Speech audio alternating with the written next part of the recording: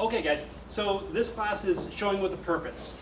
I think this is one of the most valuable classes that you could participate in and implement into your business so that you are more effective and efficient with buyers.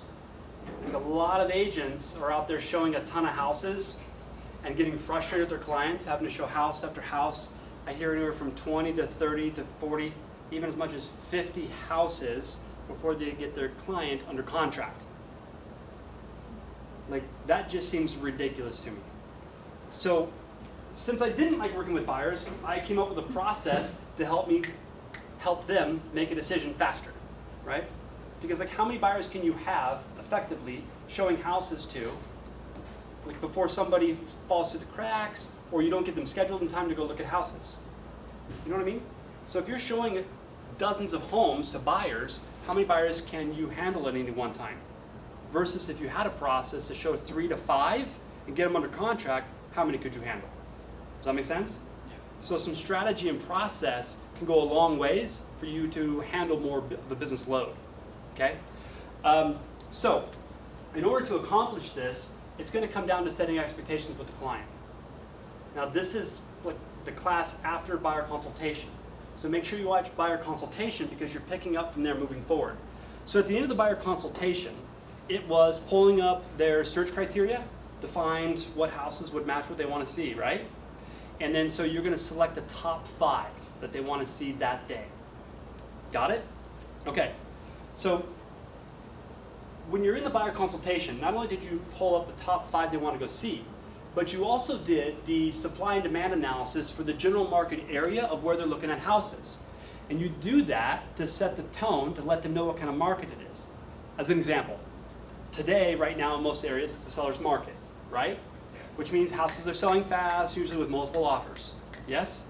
If you can show them that data for the market area, you're going to eliminate a lot of the buyers going in and finally saying, okay, this is the house, and it's listed at $325. Well, I want to offer $300. Like, that's just not going to work in today's market, right? Okay. So conversely, on the other side of that, let's say in the future the market shifts and it is a buyer's market, and you showed them that data. And now we're going to look at a house, it's 300,000, or 325, and they want to offer 300. Now you won't be so bent out of shape because you know and they know that there could be room to negotiate there. Houses are sitting on the market longer, sellers are competing for the buyers, right? So having that data is really setting an expectation of what kind of offer they're going to make when they find the house that fits what they want. Got it? Okay. So if you look at the handout that goes along with this class, right at top, buying a home is a process of elimination, not selection. So most people think they're going to go out there and they're going to select a home to buy. And that's just not the way it works. We're going to look at many homes in many different subdivisions, and we're going to eliminate what doesn't fit. So we're left with one man standing. Got it? So this is a process of elimination, not selection. And that's going to become more self-evident as we talk about strategy. Okay? So you pulled up the properties that match your search criteria, and you did the supply and demand analysis, and you selected the top 5 properties that they want to see today. Got it? Okay. So once that's done, then you want to pull up a route so that you're efficient with your time and driving around. And then, although most listings tell you to use showing time to set up appointments, do that, but also call the listing agent. And, you know, even if it says don't call the listing agent for availability, call them. But you're not calling to ask if it's available. You're calling to ask if there's any other extenuating circumstances that the seller is looking for in making their transition. Because if this is the house, first of all, if they're going to get multiple offers, I want to have like a relationship already going with that listing agent. And if we're going to write an offer, I want to know, is there anything else besides price and typical contract stuff that my buyer should be aware of so we can put that in the offer? If I have that information, that could make our offer more attractive than the other ones, and we may prevent having a multiple counteroffer. Would that help you get under contract faster? Yes. So call the listing agents, every single one of them. Now, most dominant listing agents, especially in this kind of market, get annoyed when agents call for availability, especially when they put in the MLS, Like it's updated daily, do not call for availability, and agents still call for availability. You're not calling for that. You're calling to know are there any other circumstances that we might want to be aware of in case we're going to make an offer. Take a different approach, but still call the agent. That very first conversation, you're setting a tone and building rapport and establishing relationship. Got it?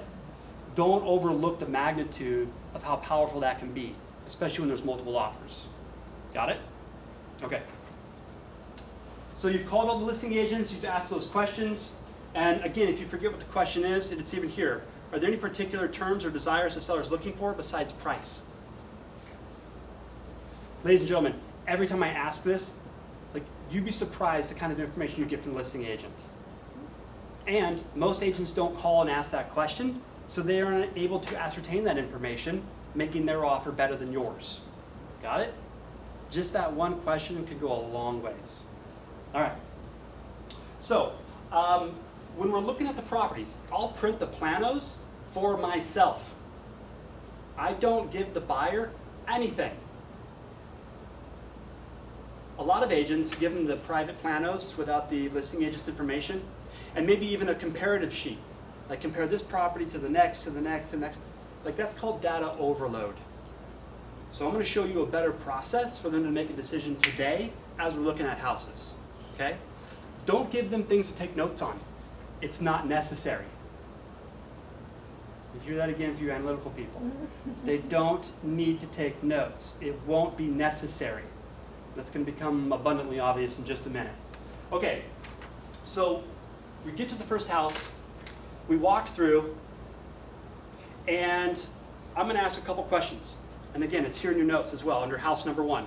Tell me what you like and what you don't like about this home. What do you love and hate about it? And just listen. I'm listening for what they don't like. Are those structural things? Is it the lot location? Is it something that cannot be changed? So if they go through and they're like, you know, we just don't like the paint color and the carpet's a little ugly. Okay, those are cosmetic. Those can be changed, can't they? Okay, so if those were to your liking, would you consider purchasing this home? That's all I want to know. Because if they say no, absolutely not, because there's high tension power lines in the backyard, great. Here's what you do. You take the plano and you literally rip it and put it away. It's no longer an option. Why would you need any notes about it? Are you with me? Okay? Super simple. So we go to the next house and we're walking through. Yes, we would consider buying this house. Got a few things we don't like, but we can change that. This one so far is definitely better than the last. Okay, great. Again, I'm still asking, what do you like, what do you not like about the house? I'm also learning their taste and flavor, because I might need that information later. Got it? So I'm still asking those questions. Why or why not would they be looking to make an offer on this property? Okay? So, house number 2, they'd consider it. Awesome. Go to house number 3. Tell me what you like, tell me what you don't like. And they give you the pros and cons, yes? Okay, so now we have a decision to make, don't we? What's the decision? Which house do you want to buy? So if these are the only 2 houses available, which one would you want to purchase? Oh, well, we're not really ready yet to make a decision. Like, no, that's not what I'm asking. What I'm asking is, if these were the only 2 houses you had available and they were free, which one would you select and why? Like, guys, that's such a powerful question. If they were both free, which one would you select and why? Because a lot of times you can get down to there's 2 houses and they're not really sure which one to buy because they're different prices. So now they're looking at price as the main value factor, right? And you might even have differences between the husband and wife, let's say. Husband's looking at price, wife's looking at upgrades. Is that a potential reality? Yes. Good. Okay, so are they buying the deal or are you buying the house? Like, you think people already think this way, but they don't. It's your job to lead them down a path of agreement and help them make a decision. That's what professionals do, right? You're a trusted advisor helping them make the best decision possible for them. So you've got to ask questions to get them to arrive to that conclusion. Are you with me? Okay, so let's say they say, well, house number 3 is the one out of number 2 and 3 that we buy for these reasons. Awesome. House number 2, gone. It's no longer an option. You don't need any notes. Is this making sense? Yeah. So what do you think we do on house number 4? It's just the same thing over and over again. That's how simple this can be. Tell me what you like, tell me what you don't like. Okay, so out of house number 3 and house number 4, which one would you buy and why? And now we're just rinse and repeating. So at the end of the day, when we're done looking at all those 5, how many houses do we have? 1. Any questions on that process so far? I'll give you an example. The last buyer I represented, we went to a new build community and they had 3 different spec homes. Okay? Now, one just had a horrible lot location. It backed up to some things that he really didn't like it, so it was easy to eliminate that one. Got it? But the other 2 were model match, but $30,000 different price.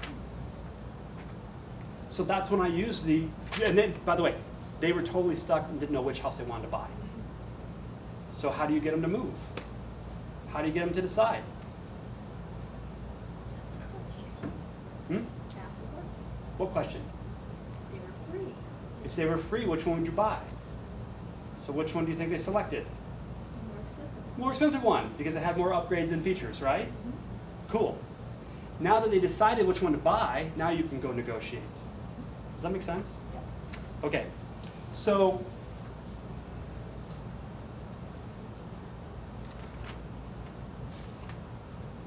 once you have selected the property they want to write an offer on, you don't typically write the offer there on the spot, do you? So what's your process? If you turn the paper over, there's some questions. I recommend you put that on your notepad on your phone or memorize that. Because as you're standing there on the property, you can ask them these questions, and that's all the information you're going to require to write an offer. So if you were able to get all that right there on the spot, could you then text that to your transaction coordinator and have them write it up right now and send it over to your clients for signatures immediately so you can get your offer in because you know they're getting more? Does that make sense? So this is a process of just speed, getting them to come to a decision. But if you give them planos and say, take notes on this, and then you do a little HGTV house hunters, and you say, okay, so that's all the houses we have for today. Why don't you guys go have lunch and talk about it, and let me know what you decided. You know what the answer is going to be? Because I've tried this years and years and years and years and years ago. They're confused. They don't know which one they want, because there's too many options, and there's too many notes to deliberate on, especially if they have any bit of analytical personality. Are you with me? Yes. Okay. So every time we look at a house, we're getting a definite, would you buy it or would you not? No. Great, moving on. Would you buy it or not? Yeah, potentially, if it's the best out of the remaining ones. Great. Look at number 3. If they were both free, which one would you buy? Eliminate, eliminate, eliminate. Got it? Yes. Okay. The other thing is this, guys. Like when you're showing houses, and if you haven't had this happen to you yet, you will. You'll get people, and as soon as they walk through the door, they're like, oh, no, nah, I don't like this house at all. But they want to spend 30 minutes looking. You ever had that happen? Oh, yeah. Oh, yeah. Right. So what do you do with that? Why do you want to look at a house you don't like?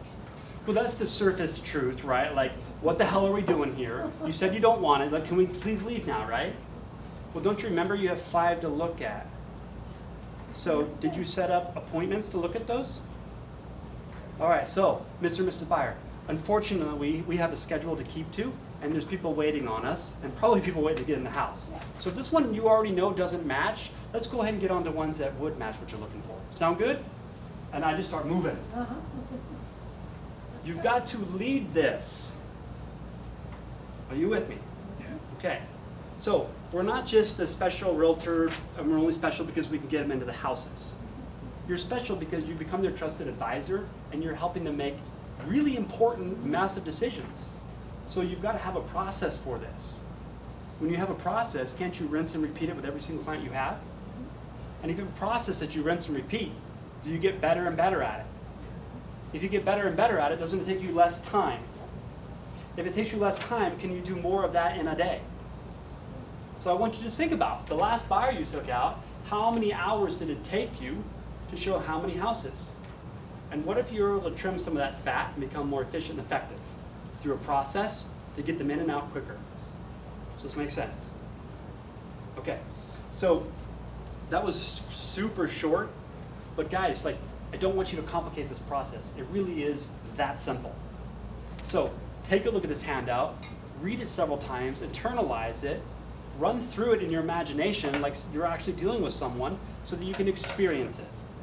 That way when you get in front of a client, if it's your first one, like, you're not gonna be so stumped. Are you with me? Hell, if you wanted to, you could even keep this at the bottom of your listing planos. So in between driving, before you get into the house, you can, oh yeah, that's what I'm supposed to do, and here we go. Are you with me? Cool. Okay. Any questions you guys have about like showing houses and somebody said this and how do you respond? Any type of Q&A at all? Nothing? We did so great, just covered it all in one shot? So good. Okay. All right. Thank you guys.